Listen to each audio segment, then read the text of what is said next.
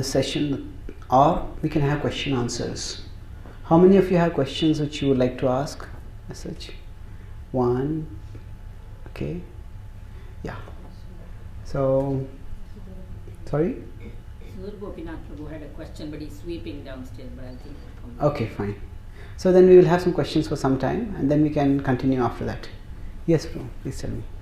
Yes, 3 of the world's major religions condemn killing or taking of life.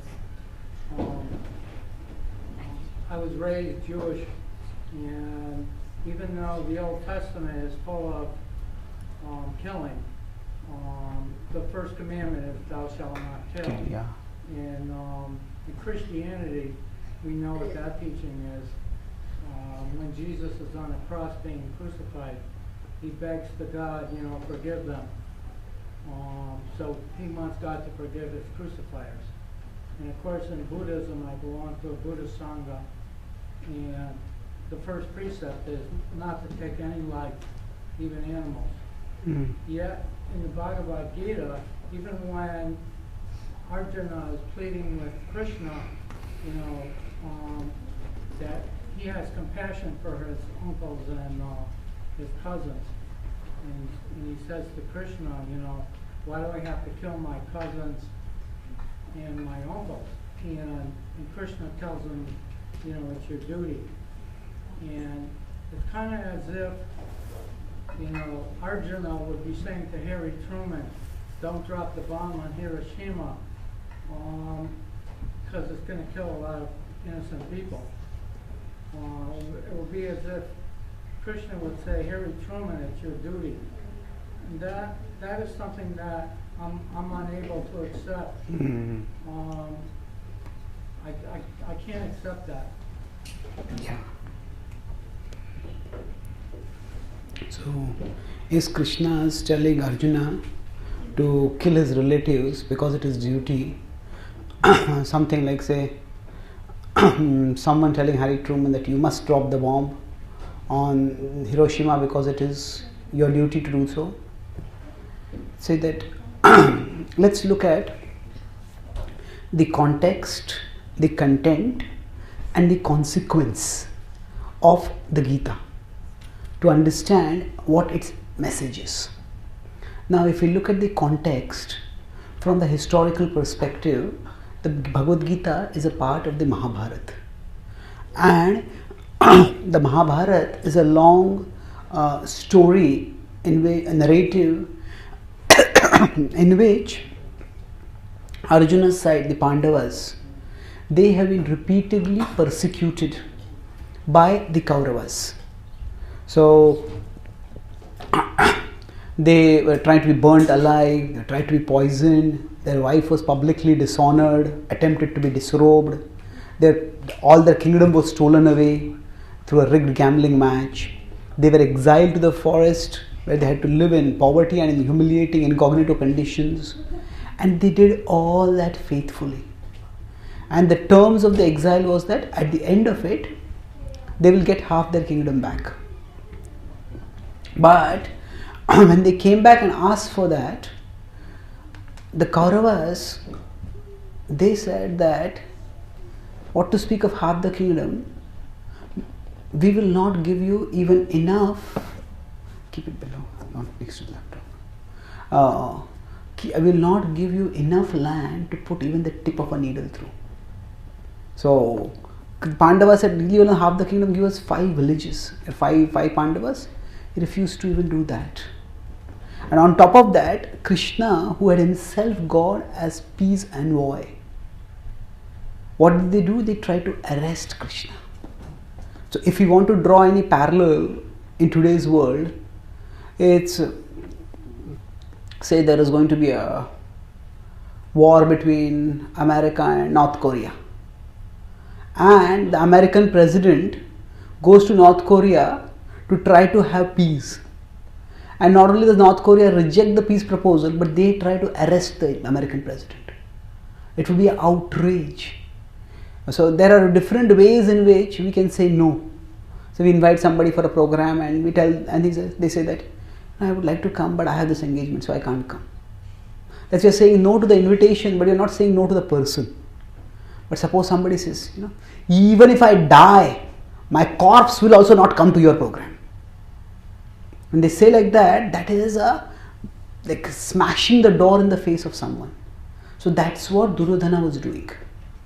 So he was, when he said that I will not give you enough piece of land even to put the tip of a needle through, that means he had no remorse, no reformation, and no sense of even honoring one's own word.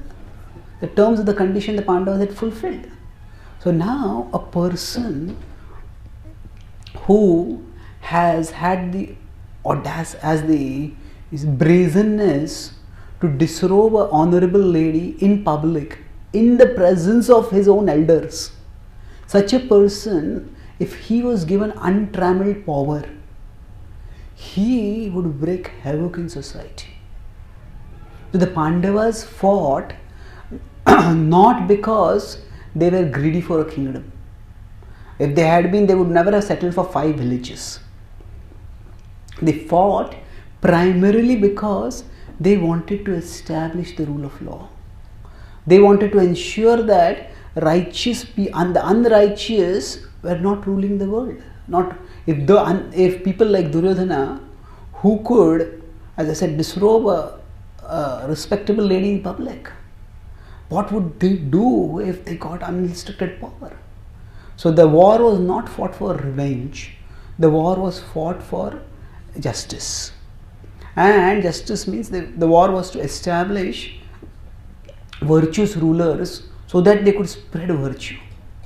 Now, there can be shades of grey. Life is never black and white. But no matter how many shades of grey you bring into this picture, it's clear that time and time again the Pandavas were wronged.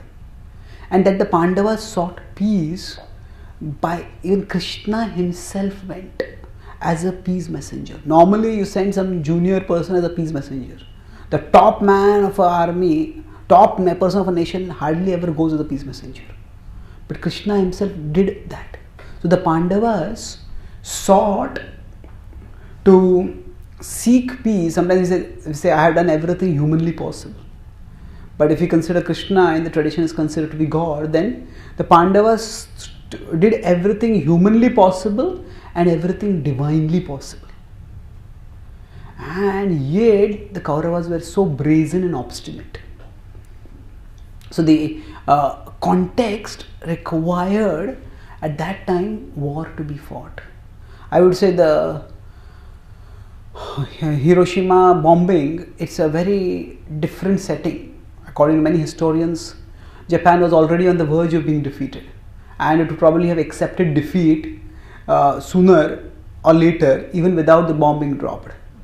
So in that sense, it was an extreme measure, and it was in some ways an unnecessary measure. But this was not like that. This was, the opponents were brazen, they were vicious, and they had power. They would have wreaked havoc in all of the world. And the Pandavas had done, as I said, everything humanly and divinely possible to avoid war. So sometimes the Mahabharata, sometimes the only way to resolve an issue is through confrontation. The Mahabharata is very clear that war or confrontation should not be the first recourse. But sometimes if there is some insurgency or disruption somewhere, the United Nations may send some peacekeeping force. Now just see the word, peacekeeping force. So to keep peace, we need to use force. So violence is sometimes just necessary in this world. So we have to look at the context to see what the Bhagavad Gita is, why Krishna is endorsing war. Now when Krishna is saying, Arjuna is saying, I do not want to fight against my relatives and kill them. So that is his soft-heartedness. But that soft-heartedness can have a catastrophic result. It is the Hiroshima bombing also is not a parallel, because the bombs were dropped against innocent people. Nobody innocent was targeted over here. The war was fought in a battlefield, and hostilities were only on the battlefield. No civilians were attacked. Those who enlisted for the war, they only fought in the war. So again, that is also not a valid parallel. Now if we move from the context, let's look at the content. The Bhagavad Gita, it has 700 verses, and the reference to the war comes barely in about 10 or 15 verses that Krishna speaks. The first chapter describes the setting. From the second chapter onwards, the Bhagavad Gita's message immediately becomes philosophical. In fact, even Arjuna's question is not should I fight or should I not fight.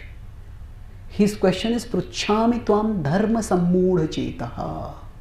That please tell me what is dharma. Dharma means duty, right course of action, not just duty. It's a broad. What is the right course of action? And if we see in the Bhagavad Gita, where all there is not a single verse which directly we could call in today's world as hate speech. That is, oh, they are so bad people, you have to kill them. The whole Bhagavad Gita is philosophical. And only in a few places Krishna tells Arjuna, therefore, O Arjuna, arise and fight. Therefore, O Arjuna, fight. This is, as I said, less than 10 to 15 verses in the whole 600 verses, that 600 plus verses that Krishna has spoken. And even that, if we see, there is no description of hate speech, there is no description of war strategies. The Bhagavad Gita starts on a battlefield setting, but it addresses universal human questions. And at the end of the Bhagavad Gita, Krishna does not tell Arjuna to fight. Krishna tells Arjuna to deliberate and decide. And then Arjuna also at the end of the Bhagavad Gita, he does not say, I will fight.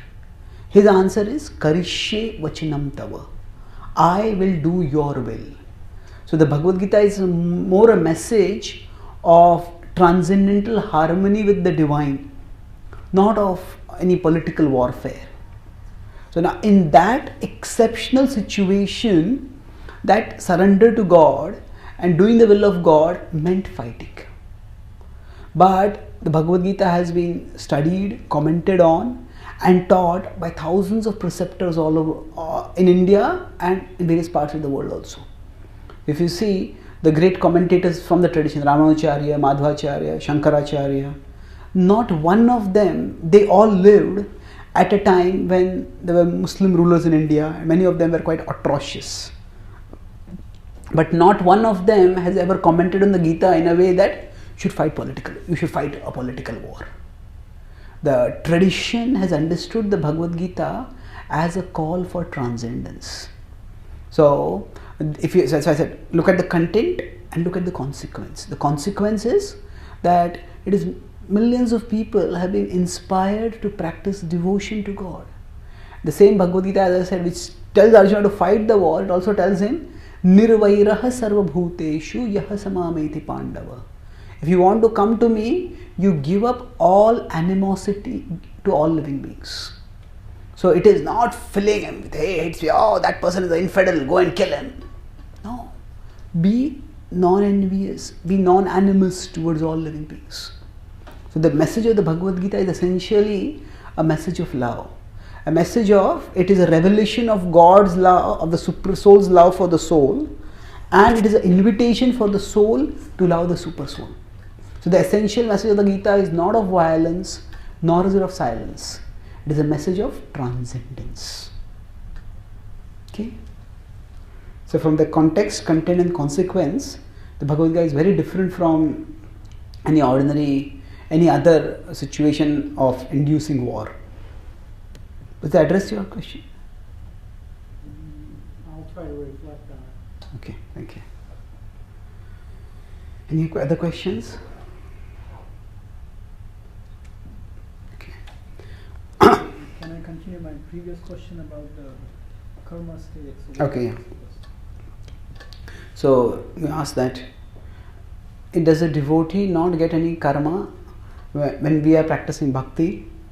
So I talked about how destiny works. There is karma plus daiva plus kala leads to phala. So is the devotee not doing any karma?